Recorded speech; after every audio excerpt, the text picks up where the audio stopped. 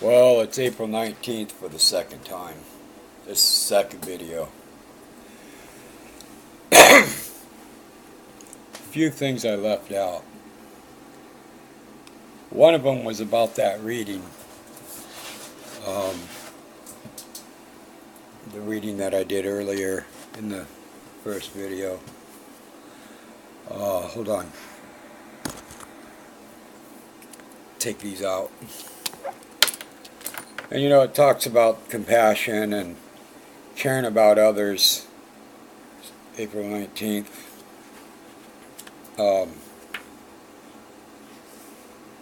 It talks about it's a new and exciting feeling for me to care for someone, to care what they were feeling, hoping for, praying for. I'm spiritual. When I say I'm spiritual in the Native American descent. I'm Irish, Italian, and indigenous. Native American, for those who don't know what indigenous means. Native American's a white man's word anyway. But tribal. There we go. And, I had to learn through my way of cultural and traditional ways of life on how to learn to accept me. Well, I learned that through AA and NA. AA, let me go here. AA is what saved my life because of the alcohol and the cirrhosis of the liver that I didn't mention about earlier. The biopsy, this doctor wanted to take, and way back then they used these needles, right?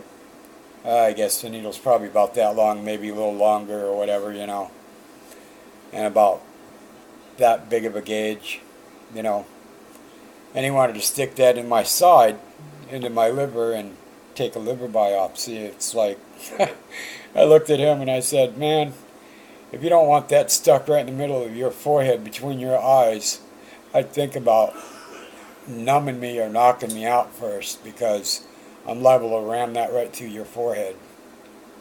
Oh, all right, well, we'll just call it a day, and you just go to the front desk and just make a different appointment for another day, and we'll do this later. So I did. I never got that biopsy done, not that way. I did get a biopsy done after a while, and this time it was like a little thing that kind of looked like this, probably a little thinner, maybe like this.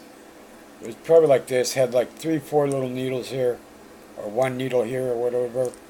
It had a little thing here that they stick it in your abdomen, or above your abdomen, and they stick it there, and then they press down on it, and a little needle goes in, grabs a little bit of tissue from your liver, and comes back, and they stick it in a little baggie and send it off to go do whatever they got to do to it to find out and stuff. So I did finally go in and get a biopsy. But what I was going to say earlier was I forgot to mention that I did say I did pills. There was a time that I was on Klonopin, and I took 90 of those in an hour. 90 pills in an hour. Slept for 3-4 days. I didn't do any drinking, but I'll tell you what, I was pretty messed up. Because I had 2 years sobriety, and I cut the fuckets. And I went out, started threatening people, I guess, because I remember some of this on Klonopin. Some of it's a blur, but not some of it. And And I always remember the exciting parts about shit. You know, you go in the hardware store and you cuss the guy out at the thing, you know, at the desk. For whatever reason, I have no clue. I was threatening to kick everybody's ass. I didn't give a hit. I didn't give a shit who it was. I didn't have a care in the world. Not a cop showed up at all in that town. Not a cop ever. Not once. The whole time I was walking down that street, threatening people, walking down the middle of the street in traffic, flipping people off, getting in their face. Nothing. People didn't mess with me. They left me alone. Nobody called the cops. You know? It's like you're all wobbly and drunk, feeling like kinda, but alert in a way, and not in a way. You're not alert much. Slurring my voice, my language, stuff like that. You know, so those experiences are things that I remember that make me think that, nah, I don't want to go back there. You know. And when I drank Yukon Jack 100 proof, excuse me, I was drinking Yukon Jack 100 proof, and I was married. I was stressed out. And I had this big, huge frying pan, iron skillet. I was so drunk, messed up, big time. Drank the pint, the whole pint. And I was trying to kill Satan, I guess. I must have cracked myself in the forehead with that iron skillet at least 15 times, and this was no light crack. Okay? I didn't draw no blood. I was so drunk I didn't even feel it. It was just wham, wham, you know, real hard. I hit myself so hard so many times with that iron skillet, I cracked the handle on that iron skillet. I shit you not. My ex-wife told me one day, she goes, that iron skillet handle finally broke. From where you cracked it over your head, it finally gave up and broke. It's like, okay, whatever. You know, what am I going to do about it? Buy you a new iron skillet? I don't think so. We're not married anymore. We're divorced. Don't care. But thanks anyway. You know. And then, you know, like I said, I had 2 years and caught the buckets. I was doing an AA meetings, chairing the meeting, opening the meeting. I was a coffee maker. I made coffee for the meeting, opened the meeting, helped close the meeting. Someone else would chair sometimes. Sometimes I'd chair. You know how it is. Everybody gets a turn to chair whenever. I enjoyed chairing. I liked it. My only problem was always a subject. You know when you're in AA, in an AA meeting, and you need a meeting, right? And you got nowhere to go, and any meeting's better than no meeting at all. Well, this happened twice. One time I ended up in an Al-Anon meeting, an all-women's meeting. Never again, ever. But then again, it wasn't really that bad. My sponsor told me that, oh, that's where we go to listen to the women talk about us, as Al-Anon, and stuff like that. He was very against it, I guess, or I don't know if he was against it. I don't think he was against it. I think what it was is he was just trying to explain to me that that's a woman's meeting and whatever, and I just happened to end up going there, and I kind of liked it. I liked their meditation book. I'm trying to remember what the name of their meditation book is. Something Change, with Al-Anon. But it was a good book. I liked what it had to say in there. I read it and I was going to buy one for myself, you know, because it's another meditation book that I could look at that could also help me in my recovery on a day-to-day basis, as well as my daily reflections and or my NA, just for today, meditation book. Um, those are things that's helped me in my life. I no longer do anything, because I've got a little over 8 years. Um, well, I take that back. I need to take that back. Hold on a minute. It's pretty sad when I got to look at my medallion to tell me how many years I got. Because it's just that confusing sometimes. I don't even think I got my wallet with me. Well, I got 7. Let's see. 2009, 10, 11, 12, 13, 14, 15, 16, 17. I got 8 years. Okay. 17, 8 years.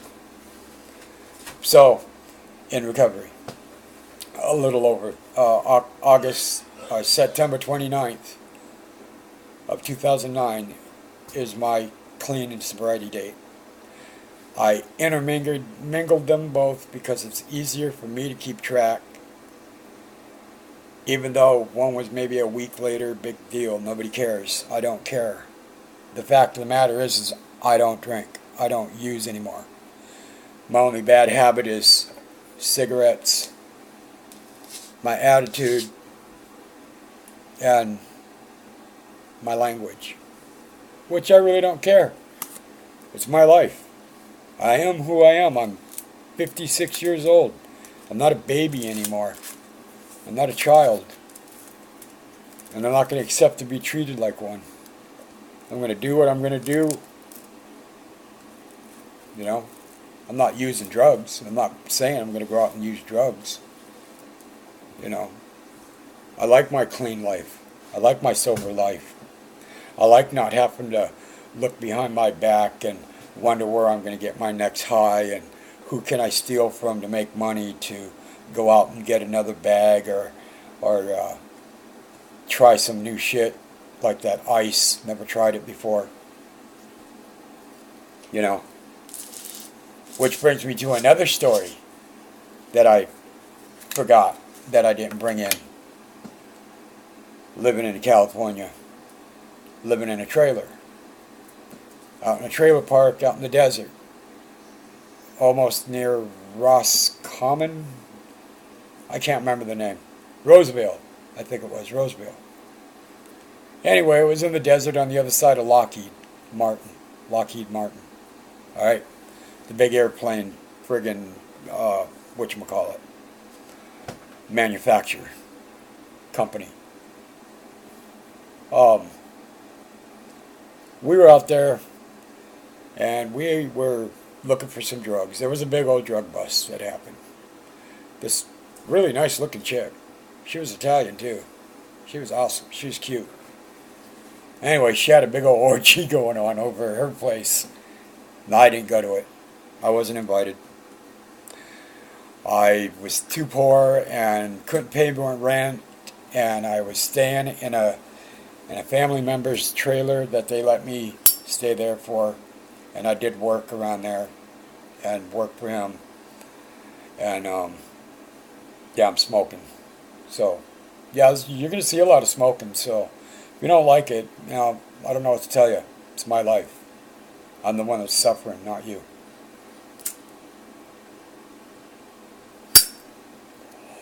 Because I get bitched at about smoking in my video and how icky it is because I'm smoking in my house. And it's like, so what? I don't care. I got dog hair all over the place, that I vacuum up. So what's a little fucking cigarette? Big deal. I think it's all a bunch of lies anyway. Just about.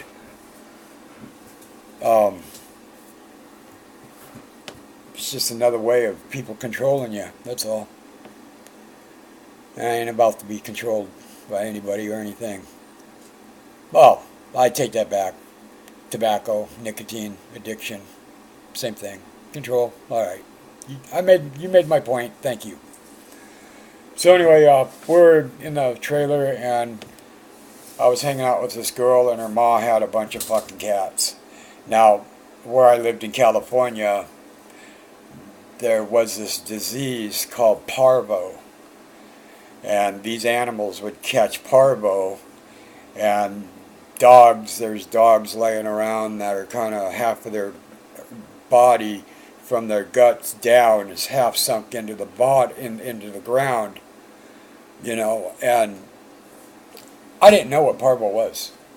I went to go and pick this dog up because this dog looked sick, and I wanted to try to help this dog. And the messed up part about it is when I went to pick the dog up, the dog separated, and I dropped him. He died. He was dead, more or less, but he died for sure, because I went to pick him up and his body separated because of parvo. Attacks the gut system and stuff like that. And I don't know if we have it up here. I think we do, because I live in a state where we get snow and freezing temperatures below zero up in the upper peninsula of Michigan. And I've been told we might get it, but I don't know if we have. My dog, he doesn't have it. Come here. See Papa. Come here. Come here. Up here. This is my Poochie. My baby boy. And he don't have it, and he's looking good. Huh. But, he's a good boy. Yeah. Okay, go. Go on. Go. So, anyway, we decided to make meth. Bathtub crank. We ran out of regular crystal meth. Go. And I've got the recipe still up here in my head if I ever decided to be stupid enough to do that. Go lay down. Go. If I ever decided to be stupid enough to do that, which I'm not. But it's just a reminder, I mean, I don't give it out to anybody. I don't tell anybody the ingredients because, it's just really, they already make enough stupid shit out there with biochemical acids and things like that, So, it's not a reservation. It's things that I try to forget.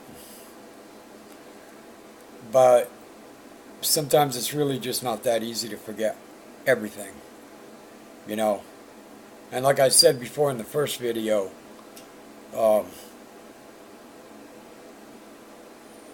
we go back to what comforts us the most. So, when I had that 2 years, and like I said, I caught the fuckets. At that NA meeting I was chairing, I said I wasn't going to sabotage my clean time and sobriety, and I did anyway. I just said screw it, because opening a meeting isn't really, there's a lot into it. You got to open the meeting, you got to set shit up, you got to put books out, you got to make sure the table's wiped off, you got to make coffee, you got to get the pamphlets together, put the readings out for people to read,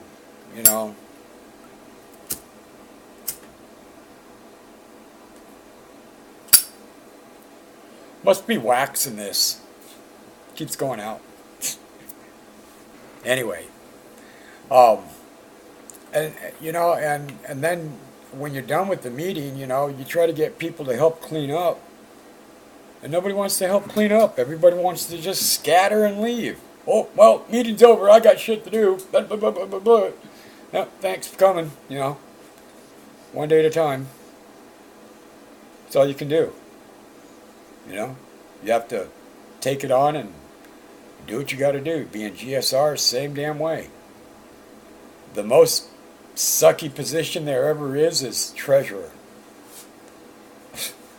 I had to be treasurer one time. And we had like maybe 2-3 people show up to the meeting, and I was getting frustrated. And I had a car at the time, and I'd use this money to get a pack of cigarettes, put gas in my car to make it to the next meeting. All right. Now, I wasn't looking at it as stealing. I was looking at it as helping the meeting. By me making it from one meeting to the next meeting to be able to tell people about the meeting that I'm chairing, that I'm GSR of. And that was my whole point of how I was getting from one meeting to the next meeting. Well, how are you getting gas? You know, people would ask questions like that. It's like, money, how do you think? You know, well, I didn't get much money. There was only like $10, $15 sometimes, if even that. You know, and there was really nobody there that I can give it to. You know, well, yeah, I guess there was. I mean, it was supposed to go to NA, not AA. And it was an AA meeting room. And they allowed us to use their room if we paid them so much for rent, which we did. We made some money to pay rent, you know, and put it in the box and things like that. But then you have money for NA, and there was really nobody to give it to because there was times that my car broke down or I couldn't get the gas to go there because nobody showed up to the meeting, you know. I would have had to wait until the first of the month when I got my disability check, you know. And what I was talking about earlier in the first video, when I was living on the streets and all, I did a lot of jobs. I did a lot of under-the-table jobs. I didn't only just sell drugs. I did construction. I was a construction laborer, a framer, dug ditches, worked with concrete, cement slabs, labored that, shoveled for the loose spots. There was a time I had this one job where I was working for some company, I can't even remember the name.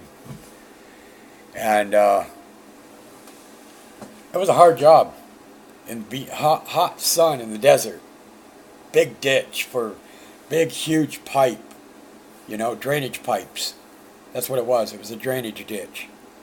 We were digging and we were taking, and bosses up there yelling at us, get over there, don't forget that low spot over there, and get that shovel and shovel some rock over there and you know, level that out and everything.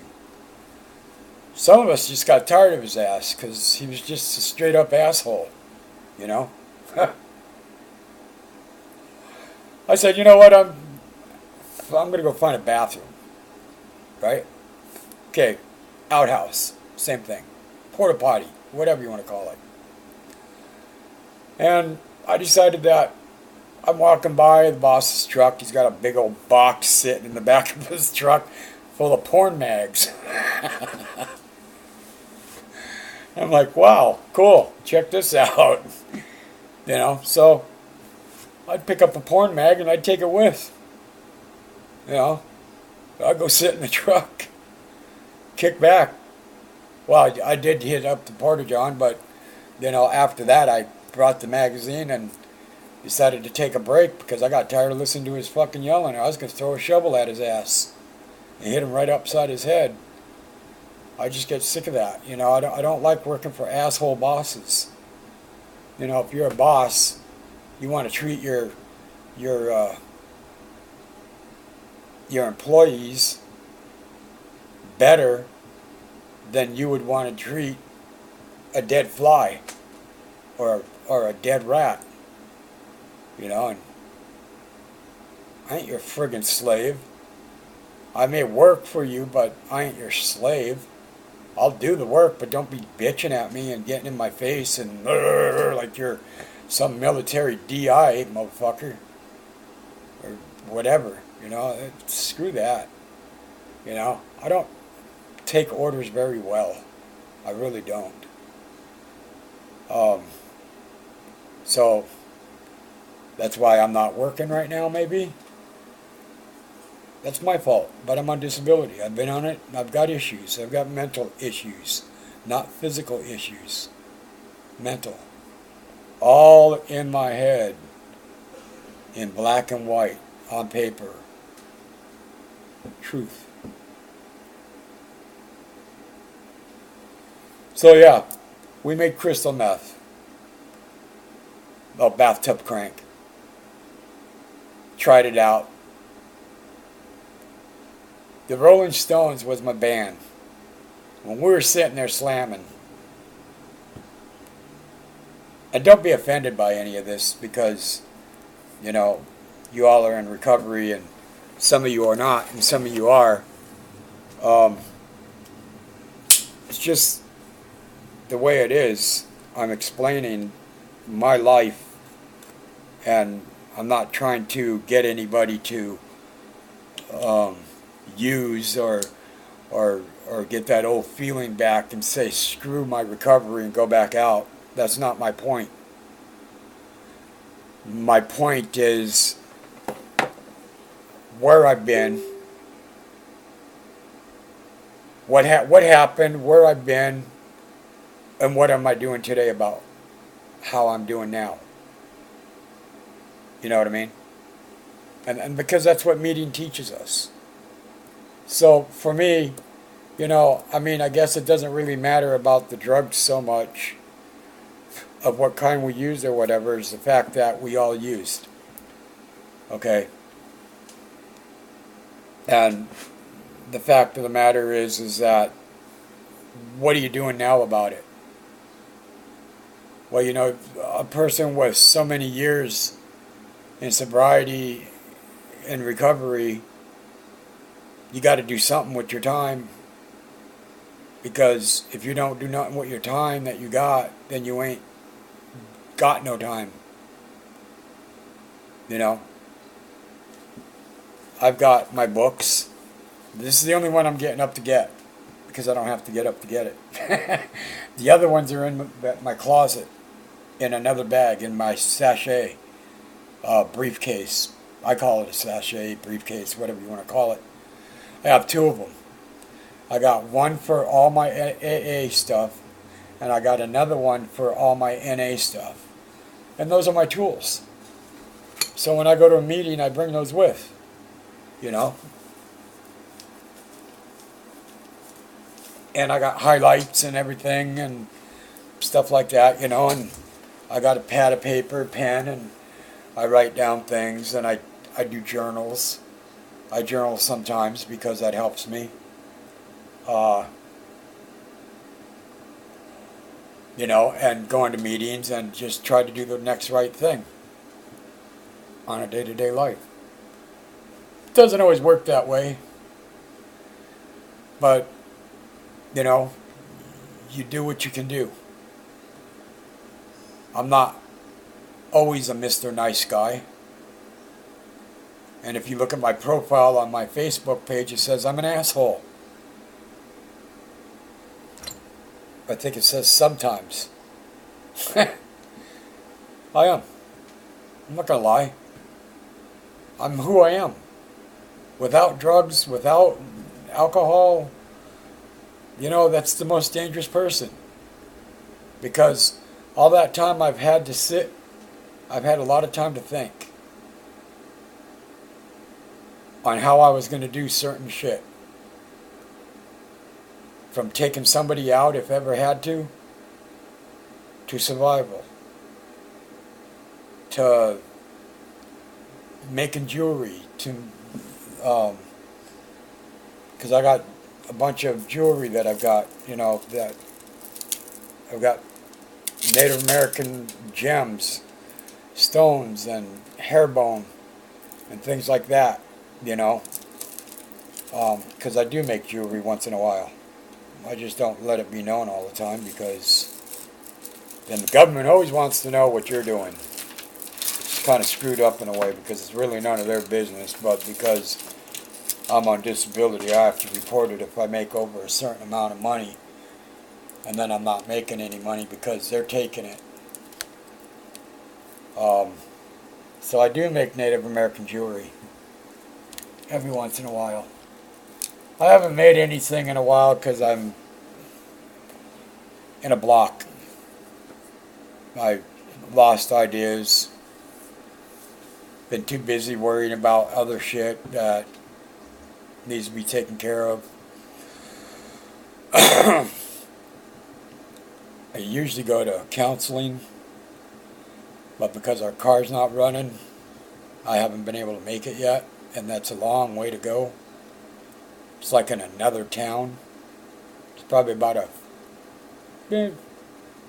45-minute ride, maybe more. I think maybe almost close to an hour ride.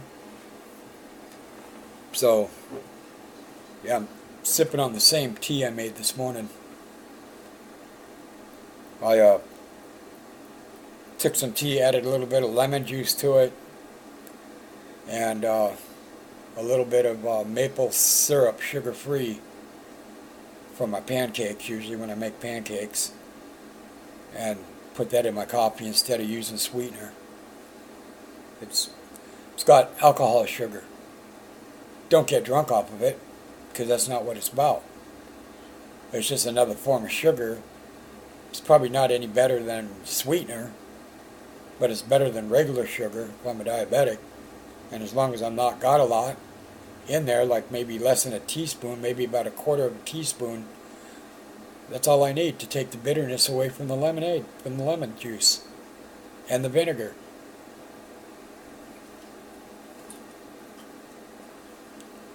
And that helps with colds and things like that, and losing weight. And of course, bowel movements. Might as well say it. It's good. It does. But so yeah, recovery is a big deal. It's something that's helped me in my life. I do my Native American cultural traditional way of life also. Sweat lodges I go to, and fire keeping, and Native American or indigenous events, drumming, things like that. And I've made some things, but I'm not looking to show any of them. You can see, if you want, I have earrings that I make, or that I have made, on my page, in photos on my Facebook. My wife makes jewelry. She has a page, Stormchild Jewelry and Gifts, on Facebook. She makes earrings also. Celtic earrings, jewelry, just wire wrap, rocks, stones, gems, crystals, things like that. She does a nice job.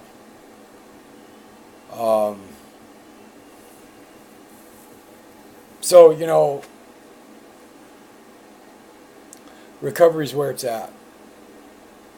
And I've got compassionate about being able to help the next person, not saying that I could save anybody, but to talk or just to sit and listen to another addict or another alcoholic when no one else is listening to them. It's good to be there for them because they need it. I have a conscience today to where, excuse me, to where before I never had a conscience. Yeah, I have that don't give a shit attitude, but that don't mean I don't have a conscience. You know, I'm not going to let people walk on me. Um,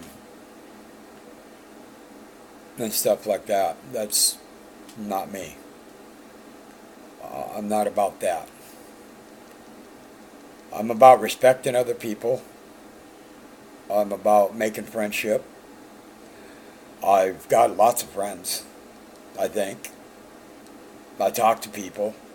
People like me sometimes. Some people do. Some people probably don't. Do I have time to worry about who likes me and who don't like me? No, not really. You know, if I meet you to face and all of a sudden you don't like me, that's not my problem. That's your problem. You know, I've not done nothing to you to not like me. Maybe you just don't like the way I look. Maybe you don't like the way I am.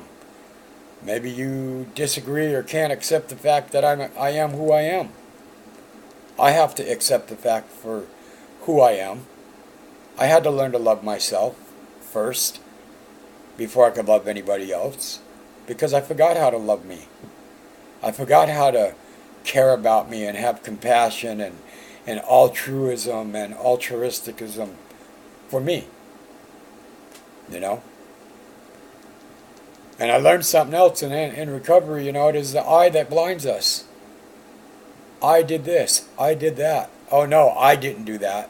Oh no, it couldn't have been me. It is the eye that blinds us. And I say, the eye that blinds us. I. You know, AA is an I program. Narcotics Anonymous is a we program. You know? Together we stand, divided I fall. That is the saying for Narcotics Anonymous. You know, and being a needle user, or a recovered needle user, I'm sorry, because I don't use anymore.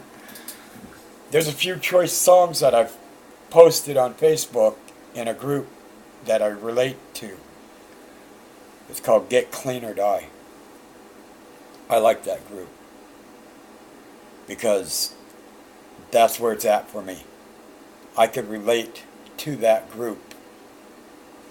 That group makes me look back at me and think about my past and the places I've gone and the things I've done in life.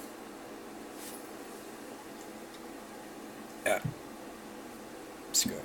There we go. A little more light. There we go. So, you know, yeah, there's a lot of cool people in there. Yeah, there are a lot of sexy girls in there. Women. Yeah, whatever. They're just human. They're living their life. They have issues. They have problems. And there's a lot of them in there that are really, really, really strong-willed in their recovery, and that's good. You know? What's bad is that when you get depressed and you want to go back out and use. You know, I could sit here and look at my situation right now, and I could use that as an excuse to turn around and say, you know what? I'm sick of this. I'd rather be going out and getting high than sitting here and going through these issues that I'm going through nowadays, today. Because I have to live in the here and now. You know, that's what it's all about. Is living in the here and now. Just for today. Yesterday's tomorrow. Yesterday's today. Tomorrow may never come. So that's why it's one day at a time. You don't know what's going to happen tomorrow. You don't know. I don't even know if I'm going to wake up in the morning. I could die tonight. I could die in the next 10 minutes. Do I have any control over that? No. I don't. Would I miss anything? Probably not. Wouldn't know, because I'm dead. Wouldn't care, probably. My spirit would probably turn around and just haunt the hell out of everybody and make everybody mad. Maybe not. Who knows? Speculation. Everybody speculates.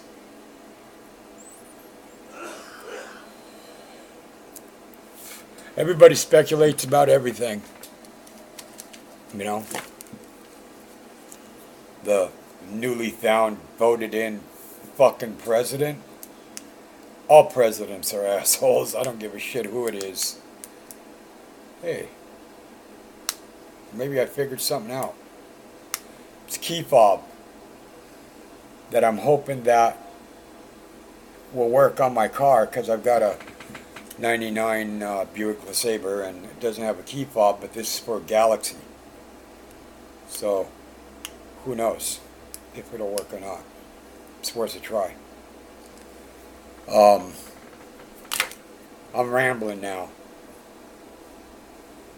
because it's my video and I can. I was wearing this for a while. I support Michigan veterans because I do. Well, you can't even see it. Yeah, kind of.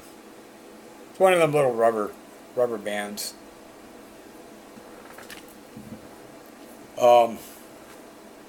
So anyway, other than that, life is what it is, you know, and we have to learn to love ourselves. We have to learn to be kind to ourselves and respect ourselves, and because when we do that for ourselves, then we can do that for other people and help other people in our same situation where we've been. And that's why I'm in that Get Clean or Die site on Facebook, because I truly believe the people that are there, you know, I pray for the sick and suffering. I don't pray like most people do. I light some sweetgrass and some sage, and I do a smudge, and I pray for the sick and suffering and the dying,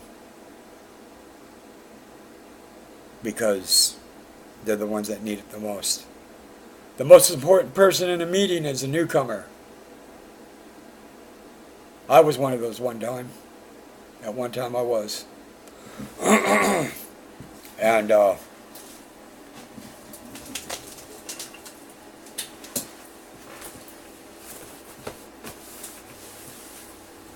yeah.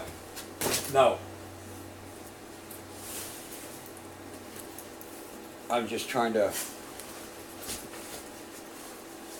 ramble on at the same time, and was just because it bothers me that, here we go, I found my wallet. I was looking for my wallet. Yes, it bothers me because I'm like that. And this here is a AA medallion to thy own self be true. See if I can get this. That is my 8-year medallion for AA. Right there. I don't have one for NA because I haven't gone to a meeting in a while to get one. But they give key tags. I don't know if they even give medallions anymore. You know, I look at it like this. It's not so much going to the meeting to get a medallion or a key tag. It's more about when you get that key tag and you get that medallion, it's something to be proud of because of the work that you put into your recovery to get to where you're at from where you used to be to today. And that's pretty much mainly what it's all about for me now. It's not, oh, look at me and look at all the great things I'm doing. Fuck that. I'm just as equal as you guys. I'm as equal as a user. I ain't no better than anybody. I'm just me, telling my story, sharing my experience, strength, and hope with others. I'm just doing it through YouTube video. And I'm also sharing a little bit of my life about who I am and where I've been and what I've done and things like that, because you don't know me from fucking the next guy. You know, I'm not no mass murderer, although I do love knives. I am a collector of knives. You know, gotta have a collection. Antiques, love antiques. Just love them, and they're worth money. But other than that, silver antique. I don't know the name of the word.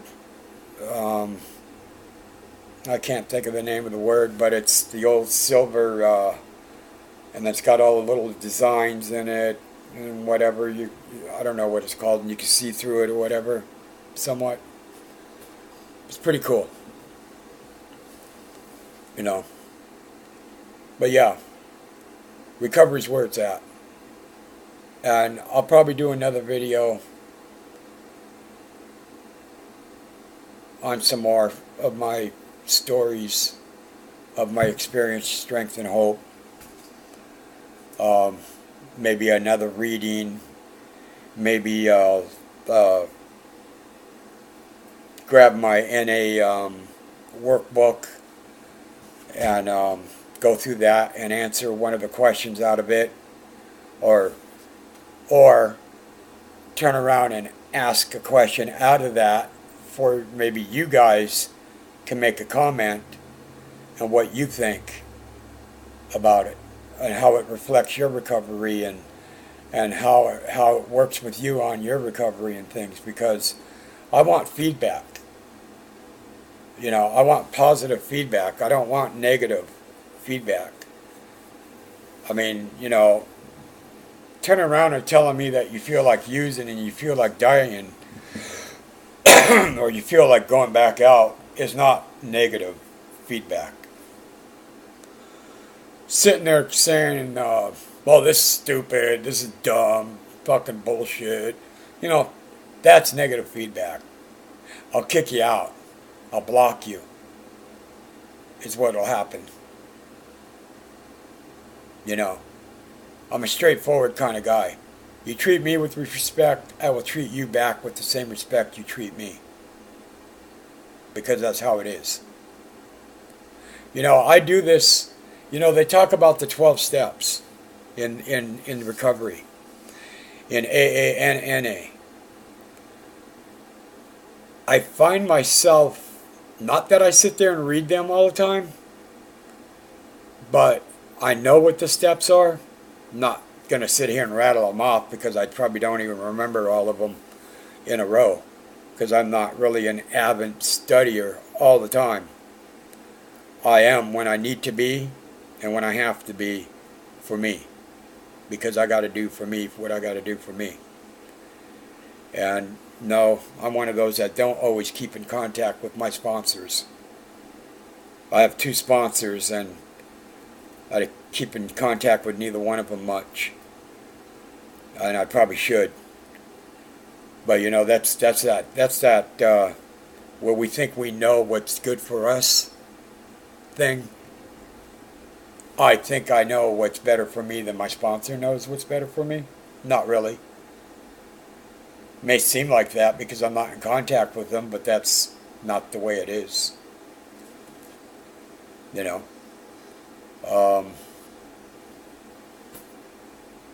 Recovery is happy, joyous, and free. You know, what was so freely given to me, I need to freely give back to everyone out there that are still sick and suffering, addicts. And that is my whole point in this. You know, another point. You know, the compassion, the love, the caring, the sympathetic, not sympathy, because sympathy, sympathy, you want sympathy? This is what you fucking do. You open up a dictionary and you look in between the words shit and syphilis, and there you'll find sympathy. Okay? So you ain't going to get no sympathy from me. I'll just tell you to go to the dictionary and look up shit and syphilis, and you'll find it. Right in between there. Okay? Yeah, I'm sure you guys could call me an asshole. I told you that. Do I care? No, I don't. I do, but I don't. It doesn't bother me, in other words.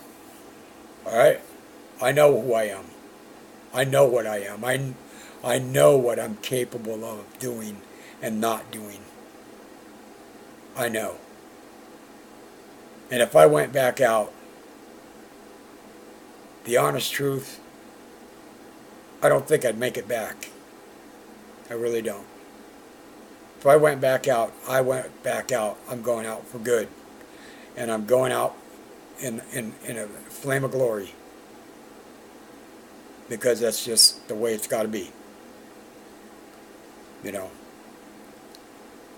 They say a lot of addicts that go back out, when they had recovery time for a while, and they go back out, they say that a lot of times that the reason why they're dying is because they go back out and they try to start back up where they left off.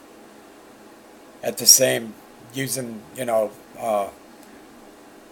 let's say last time you were out, let's say you used Oxycontin.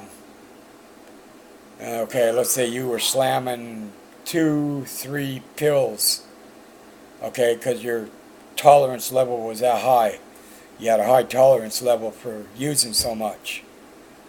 So then when you got off of it, and you got clean and got sober and clean, and let's say you got 5 months, now you're struggling, and all of a sudden you're sick and tired of being sick and tired, and you go back out there and you pick up them same 3 pills and try to shoot them up again after all that 5 months of clean time and sobriety, of course you're going to die.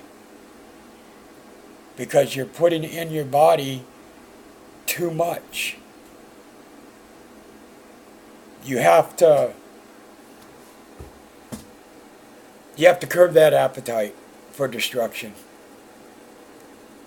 I'm not going to say that you need to go to church, you need to believe in this guy, or that guy. I'm not going to say that. You need a power greater than yourself to believe in, though. A power greater than you. No matter who it is or what it is. You have to find a power greater than you to believe in order for you to regain your reality in life and understand that this isn't for you. This is not the way it's supposed to be. These drugs are all man-made. Okay? But before they were man-made, all these drugs were plants.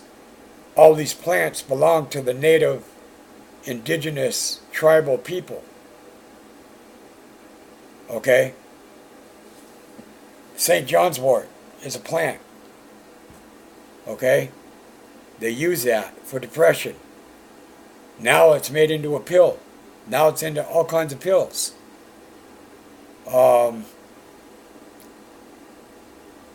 What's that one? I use it to make dream catchers. Shit. It's red. Willow. Red willow. Red willow is an aspirin. Native American tribal members have used red willow as aspirin. Okay? And because it is. Now you got all kinds of aspirin all over the place that are medication. That's got chemicals in it. Okay? Sage. It's a cooking thing. But it's also a women's medicine. And it's also for smudging. Sweetgrass. Same thing. Smudging. Helping get rid of the evil spirits or the bad spirits when you got okay, I got bone, real bones, chicken bones, deer bones, because I try to make things. Here, I got this knife right here. Look, this is an example. Even a friend of mine made this knife for me, alright? It's a nice knife. This is a bone. This is a deer antler. Okay? And I've worn it a couple of times, and when I was overweight, weighing 275 pounds, I forgot about this part here, and I'd lean this way and jab myself in the friggin' side. That hurts. You can kill somebody that way, and or that way, regardless, you know. You get my meaning, but this is bone. So this come from an animal. That animal died. We use sage and sweetgrass to smudge these things because when a person dies, and we all wear a meat suit. Yeah, I watch a lot of Sam and Dean. See, I'm drawing a blank now because I've been talking too much. Supernatural. There we go. So, of course, I'm going to say meat suits. Alright? Or is that Walking Dead? Whatever. It don't matter. We all have a meat suit we wear. Underneath that meat suit is bone. When we die, our meat falls off and rots and turns to ash. Our bones stay behind. They deteriorate. They get like this. If you ever go to a dead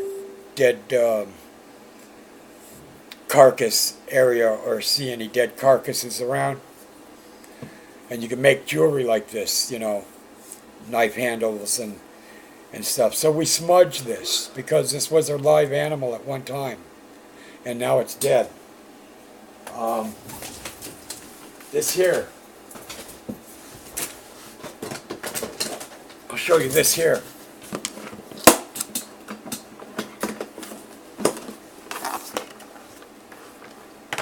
Here is a genuine owl feather.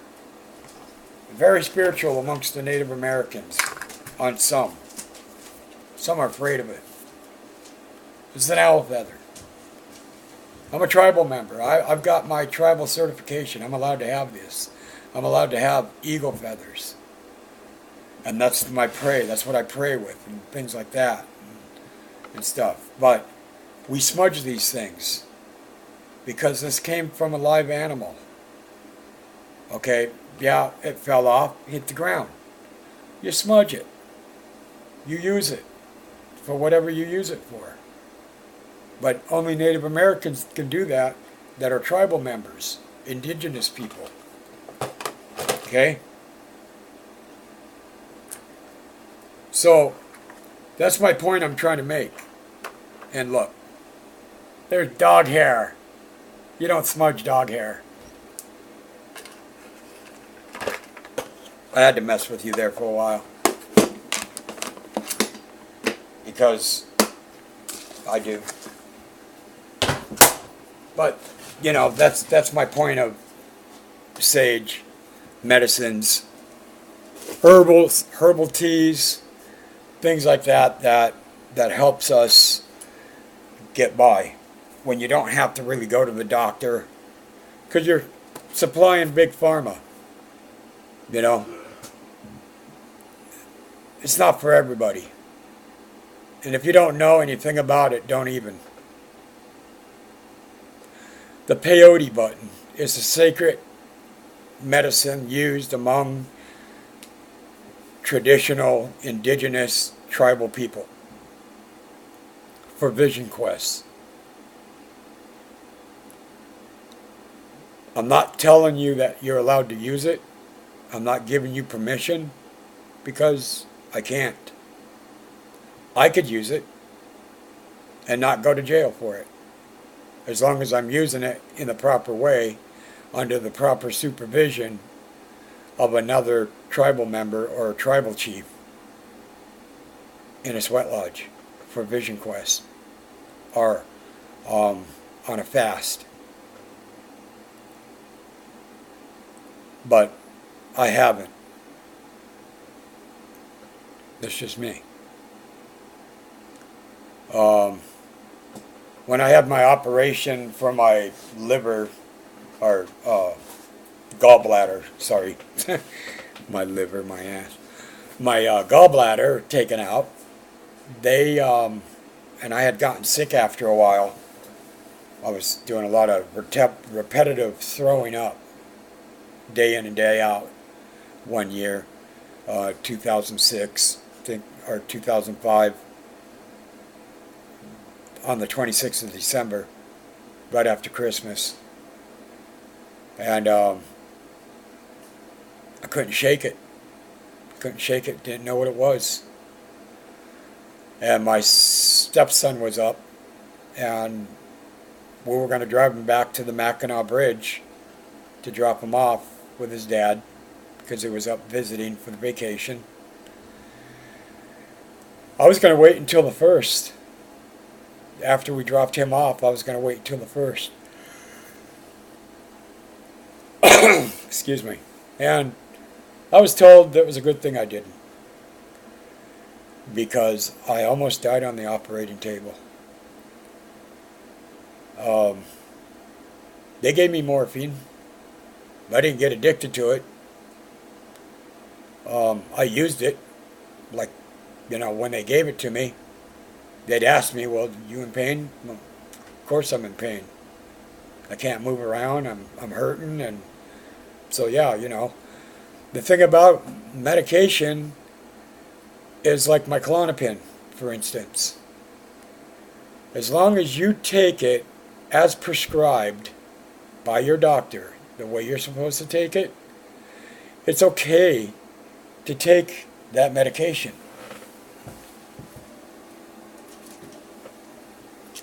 Prednisone. It's okay to take it as long as you take it for what it's for. As long as you're not trying to get high off of it. I don't know where my Klonopin is. Well, I take Klonopin and Neurotins for anger, because I do fucking have anger issues. Oh. Right here. Here we go. Clonazepam. I take these for anger. Can't see it. Here.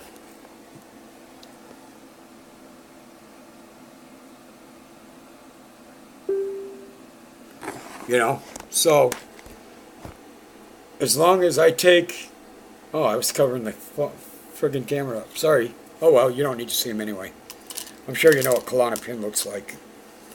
I take them for anger. And prednisone I take for asthma. I know. People say, well, if you'd quit smoking, you wouldn't have to worry about that. Bullshit. I don't even want to hear it. Because I've seen people who have quit smoking be worse off after they quit smoking than they were when they were smoking. I've seen what happens. They end up getting that trachea operation. They talk like that. Not happening. I'm sure I'll quit one day. I just ain't quitting today. It's one day at a time, sometimes baby steps when it comes to recovery. Everything's an addiction in life. Love, sex, masturbation, eating, going to the bathroom, sleeping, waking up, breathing. It's all an addiction. You have to do it. That's just the way I look at it. Everything's an addiction. You can't stop everything. But there are people out there that die from smoking cigarettes only because they've had cancer from some other reason. I don't believe the fact that secondhand smoke causes cancer. I think it's bull. bunch of bularchy. And that's my belief system. If you have a baby, and your baby's having a hard time breathing, and you were a smoker, and you were the mother, and you drank, and you did drugs, all that's going to go in your baby's system. When that baby gets older, when that baby is born and gets older, your baby's going to have them issues. Alcohol fetal syndrome, asthma, long before even if anybody, oh, well, we don't allow smoking in our house because of the kids. Well, you know what? If you weren't smoking before you got pregnant, I can understand that, maybe. But, nah, you smoked. That baby got asthma from you, smoking. That baby got that alcohol fetal syndrome from you drinking. That baby's an addict now because you did drugs when you were pregnant. You're the one that's fucking it up for your baby, not everyone else. But that's my opinion, see? That's the good thing about recovery. You know, I have choices I can make, just like you have choices you can make. I can make a choice just like you can make a choice. You make a choice of rather if you want to go back out or stay in recovery. Those are your choices. Change your thinking. They call it stinking thinking. Change it. Because if you don't change, you're going to die. I have to change. I had to change. I only have to deal with, nowadays in my recovery, it is not about the using anymore. It's more about the mental illness in my head that comes from here. Somehow my sphincter pipe got attached to my vocal cord larynx. Now I talk shit.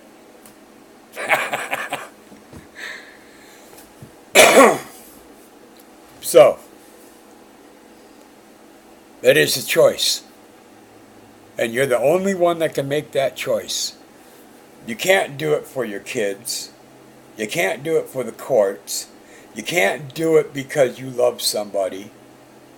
You can't do it for because somebody said they'd give you $10 million.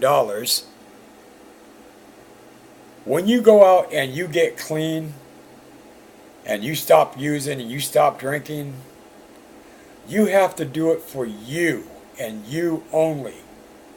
And I'll tell you why I say that, because I tried it. I was told that I couldn't smoke weed and I couldn't drink anymore because I got in trouble with the courts. My daughter was young and I wanted custody of my daughter. She was living in a foster home because her mom lost her. Okay? So, in order for me to get custody of her, I got busted. I was using alcohol as the symptom and not telling them that I was smoking weed. Went to California one time on a vacation with my son to see family, and I ended up smoking white rhino.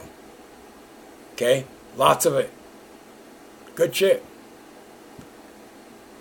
Ended up coming back to Michigan thinking, oh fuck, this will be out of my system by the time I get there.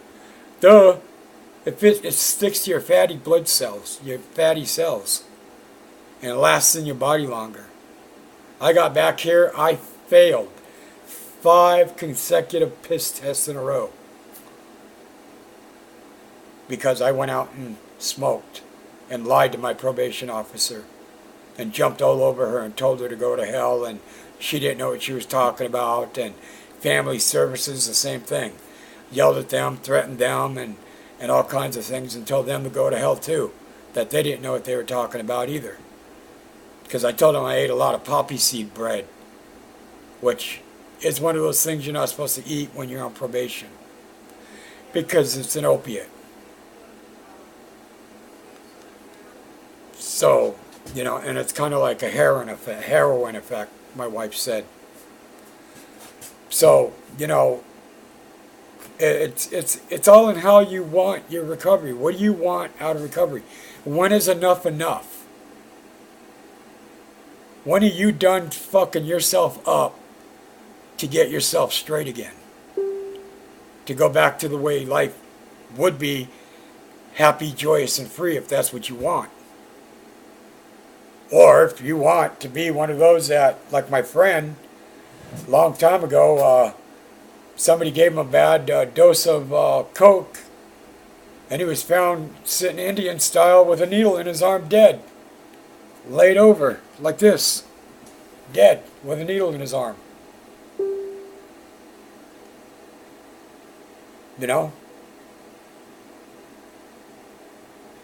it makes no sense to me on why.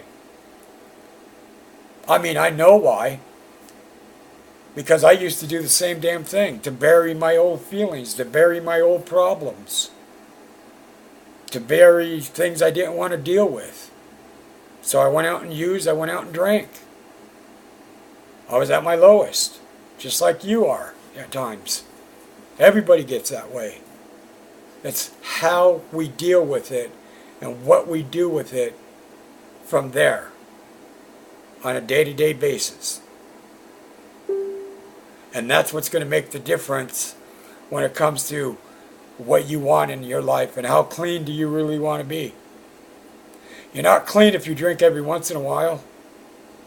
Oh, I only drink once a year, or I only smoke weed maybe once a week or once a month.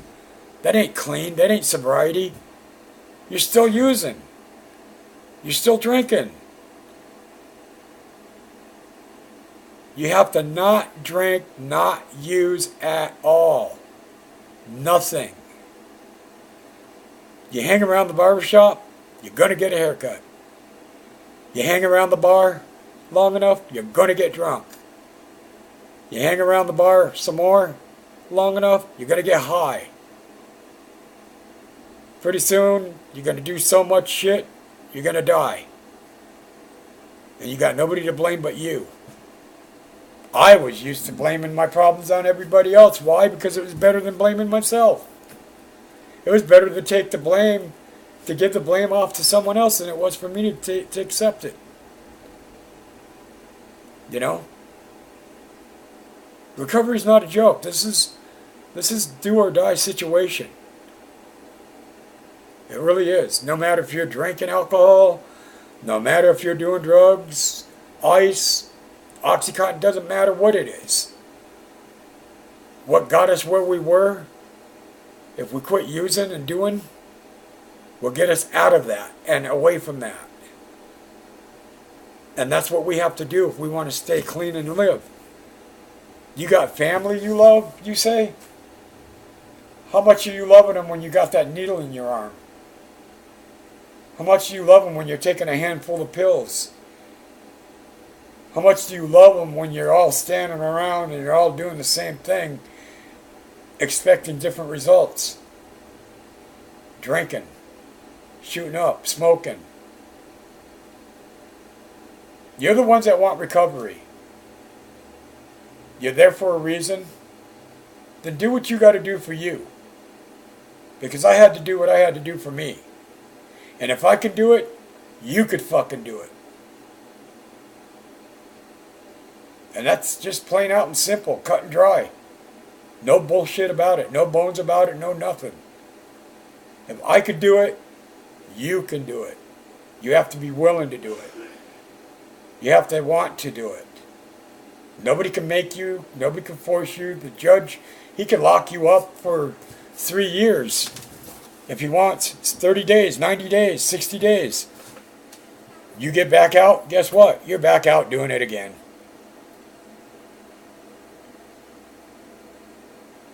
You didn't learn nothing. You know? When are you going to take the first step?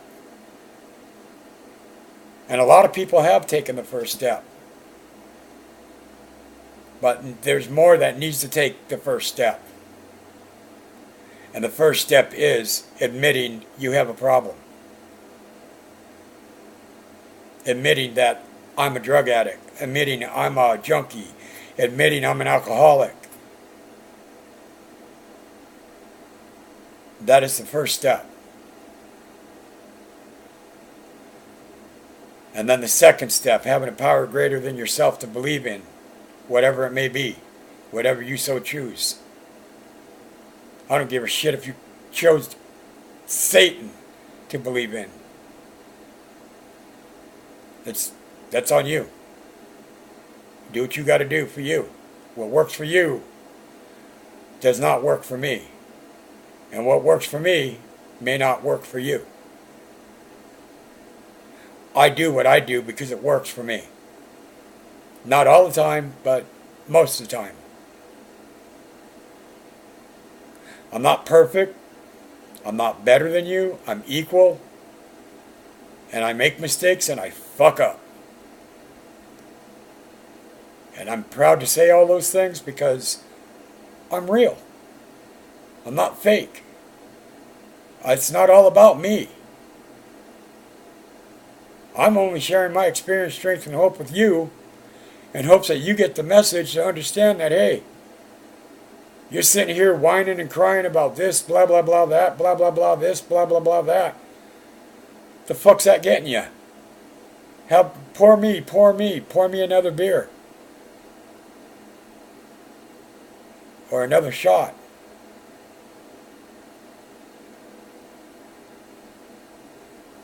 Matter of fact, 2 shots. One in your arm and one down the hatch. You know? And I hate to, I don't know. I learned this. Sometimes when there are people out there that are addicts and they're using and they die, that makes my recovery stronger. It really does. Why? Because I don't have to live that way no more. I don't have to look back and live that. I can look back and remember where I've been as long as I'm not living that past today. That's the difference. I'm not living back there. I may be remembering, I may be talking, I may be saying, but I'm not living it. That's the big difference. I'm sharing it in hopes that you'll get the message. You don't get the message and you go back out and use, that's on you. You die, that's on you.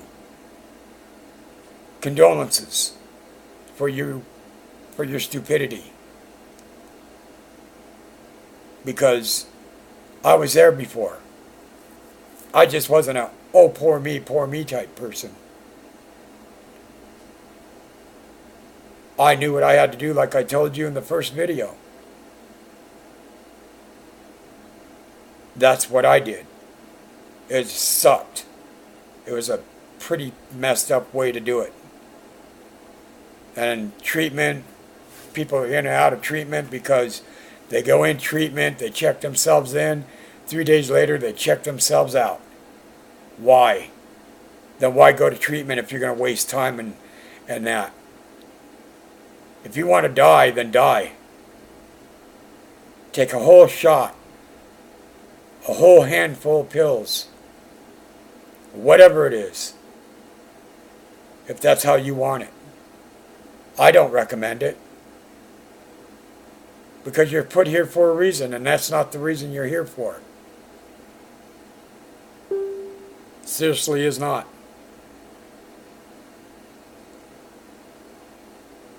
So, you know, there are people that know how to drink in moderation, and there are people that don't know how to drink and stop drinking.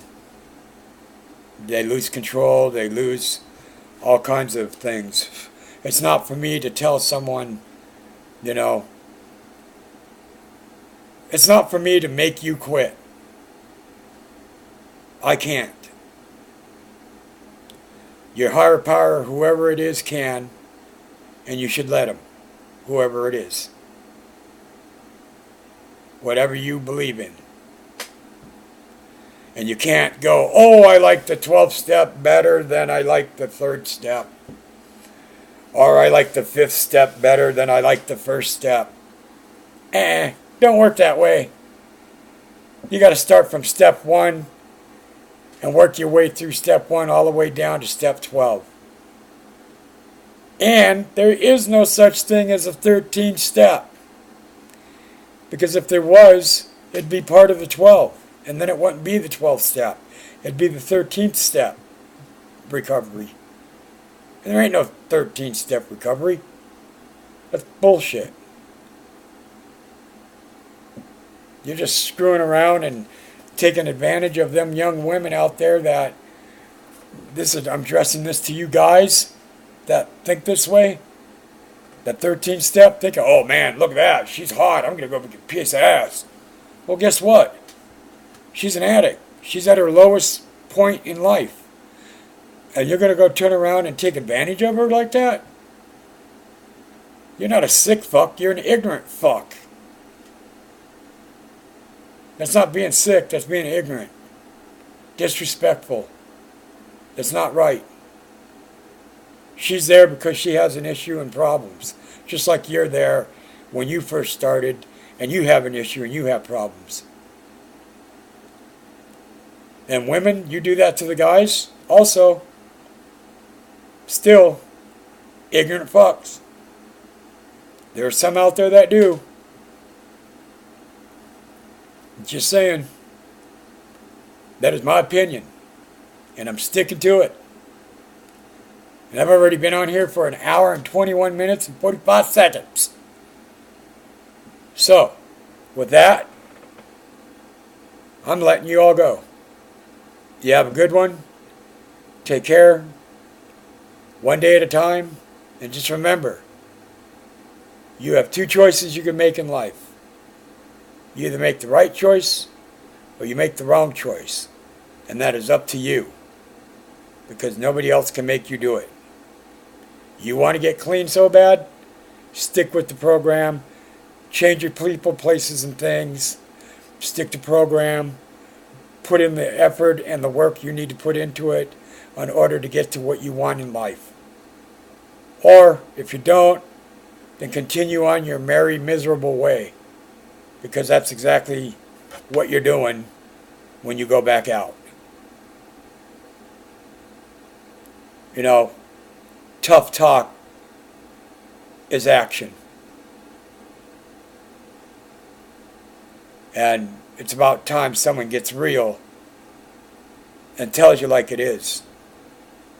I commend a lot of people that've got 1 day clean, 10 days clean, 3 days clean, 5 hours clean, 1 hour clean, 1 minute clean. That's a great feat.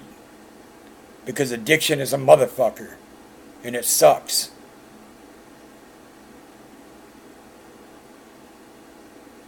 So do what you got to do for you in order to get where you need to be.